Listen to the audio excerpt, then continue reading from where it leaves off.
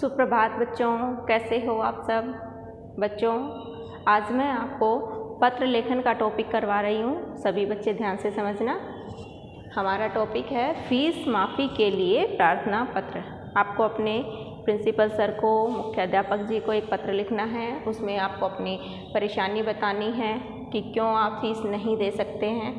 ठीक है, वो परेशानी बताने के बाद आपको उनसे रिक्वेस्ट करनी है कि वो आपकी फ़ीस माफ़ कर दें। ये सब बातें आपको एक अच्छे तरीके से अपने पत्र में लिखनी है। ठीक है, तो सबसे पहले लेफ़्ट हैंड साइड में बच्चों आप ऊपर लिखेंगे सेवा में, फिर उसी के नीचे श्रीमान मुख्य अध्यापक जी, फिर उसके नीचे ही लिखेंगे बच्चों महाराजा अग्रसेन पब्लिक स्कूल। आपको अपने स्कूल का नाम लिखना है।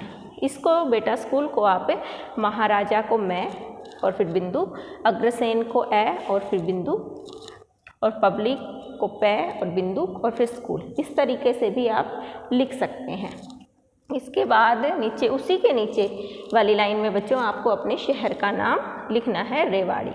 ठीक है, फिर आपको अपना टॉपिक मतलब विषय लिखना है कि आप प्रार्थना पत्र सर को क्यों लिख रहे हो। तो आपका टॉपिक है फीस माफ़ी हेतु प्रार्थना पत्र। हेतु का मतलब बच्चों के लिए, फीस माफ़ करने के लिए प्रार्थना पत्र।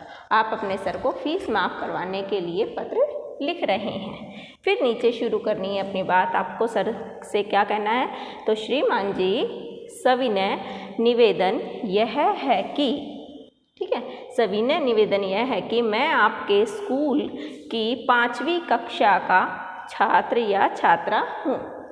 अगर बच्चों आप लड़के हो तो छात्र, अगर आप लड़की हैं तो छात्रा। ठीक है, फिर से देखो इस लाइन को, आपको बताना है कि सविनय निवेदन यह है कि मैं आपके स्कूल की 5वीं कक्षा का छात्र या छात्रा हूँ।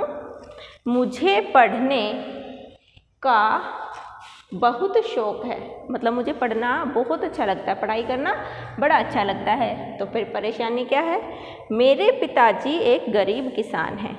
जो मेरे फादर हैं वो एक गरीब किसान हैं। उनकी आय बहुत कम है। आय मतलब बच्चों इनकम, उनकी जो इनकम है, कमाई है, वो ज़्यादा नहीं है, बहुत कम है। हम 4 भाई बहन हैं। परिवार बड़ा है, भाई बहन कितने हैं, 4। सबका खर्चा है बच्चों। ठीक है, इसलिए मेरे पिताजी मेरी फ़ीस देने में समर्थ नहीं हैं। ठीक है, उनकी इनकम कम है, परिवार का खर्चा ही बड़ी मुश्किल से चल पाता है, इसलिए मेरे पिताजी मेरी फ़ीस नहीं दे सकते। तो आप क्या करें, कृपया आप मेरी फ़ीस माफ़ करने का कष्ट करें। आप इतनी कृपा करें मुझ पर कि मेरी फ़ीस माफ़ कर दें ताकि मेरी पढ़ाई सुचारू रूप से चल सके। आपकी अति कृपा होगी। यदि आप ऐसा कर देंगे तो आपकी बहुत ही कृपा होगी। फिर हमें अपनी बात कहकर सर को धन्यवाद कहना है, थैंक यू। उसके बाद लिखना है आपका आज्ञाकारी शिष्य या आपकी आज्ञाकारिणी शिष्या। अगर आप लड़के हो तो आप ऐसे लिखेंगे बच्चों, आपका आज्ञाकारी शिष्य। शिष्य का मतलब होता है बच्चों स्टूडेंट, और आज्ञाकारी जो टीचर का कहा मानता है, ओबीडेंट।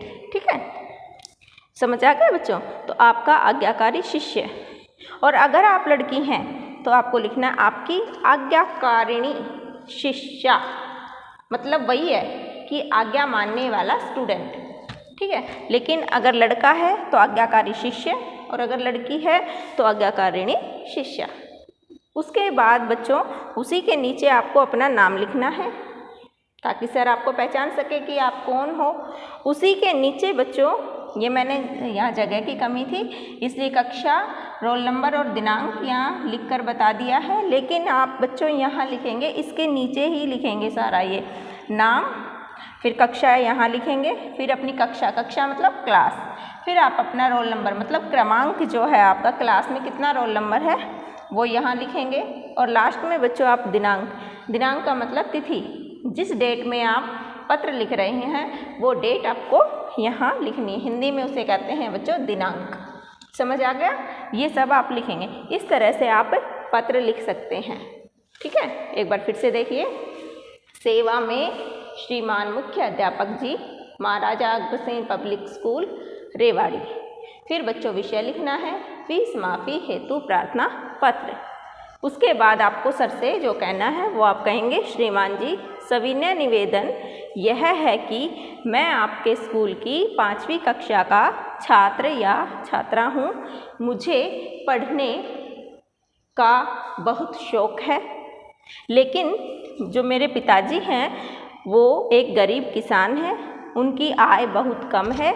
हम 4 भाई बहन हैं, इसलिए मेरे पिताजी मेरी फ़ीस देने में समर्थ नहीं हैं।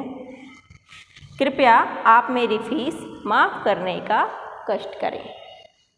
आपकी अति कृपा होगी। धन्यवाद। आपका आज्ञाकारी शिष्य, यदि आप लड़के हैं तो लिखना है, और यदि आप लड़की हैं तो लिखोगे आपकी आज्ञाकारिणी शिष्या। फिर बच्चों उसके नीचे आपको अपना नाम लिखना है, फिर आपको अपनी कक्षा लिखनी है, फिर रोल नंबर लिखना है और फिर दिनांक लिखना है। ये सब लाइन से आप लिखते जाएंगे। आशा करती हूँ बच्चों ये पत्र लेखन आपको समझ आ गया होगा। सभी बच्चे इसे सुंदर राइटिंग में अपनी व्याकरण की नोटबुक में लिखेंगे और याद करेंगे। Thank you.